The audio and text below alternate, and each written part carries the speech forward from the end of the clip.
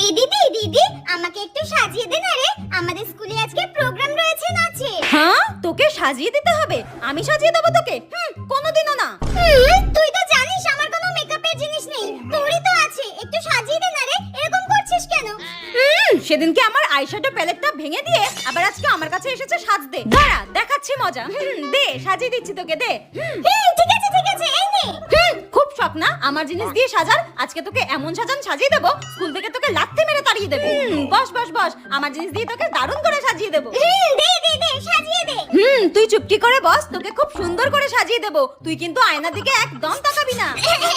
আস্তে। আরে হ্যাঁ, আস্তেই করছি। দেখি এবার লিপস্টিকটা পরিয়ে দেই, এত সুন্দর লাগবে তোকে, দেখি। নে, খুব সুন্দর লাগছে।